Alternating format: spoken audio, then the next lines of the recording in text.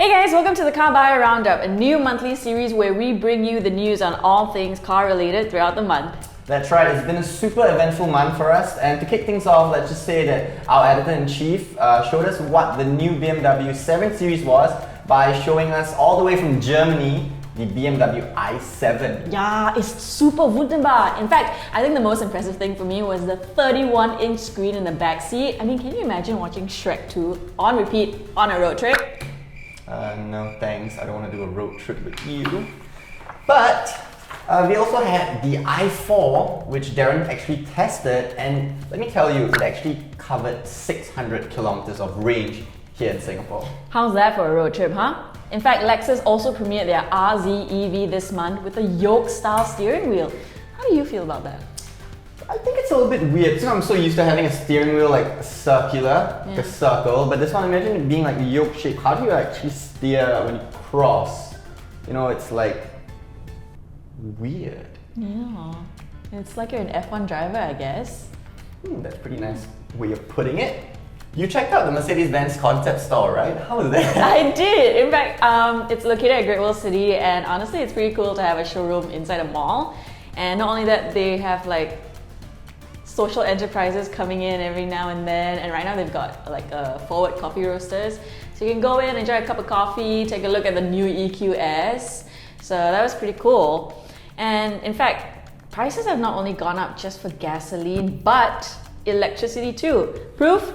Earlier this month, Tesla unveiled the prices for their Superchargers. Let me tell you, it's actually super cheap. Okay, so for example, like a Model 3 takes only 24 Singapore dollars to charge from 0 to 100% at Tesla's 48 cents per kilowatt hours supercharger prices. Not to mention the idling fee of 50 cents a minute and $1 if all the lots are occupied. But in fact, it still works out to be cheaper per kilometer than petrol. But maybe it's not as sweet as a deal as this guy got, who was seen allegedly not paying for EV charging in Malaysia. That's crazy. But hey, the new Singapore-Malaysia EV charging network setup wouldn't be so hard to charge your EVs nowadays. In fact, we've got an article up on our website on where you can charge your EV in Malaysia, so don't forget to check that out.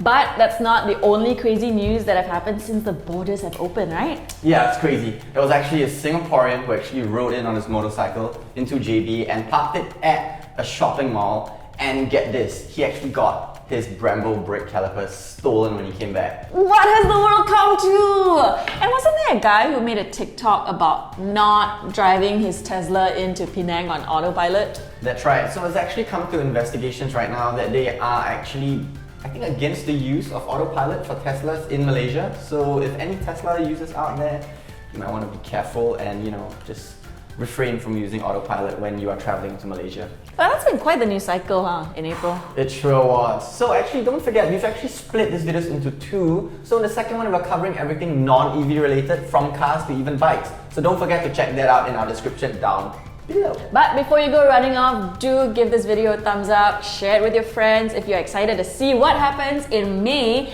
and don't forget to subscribe to our channel, CarBuyer Singapore. I'm Kim. I'm Liu. And we'll see you next time.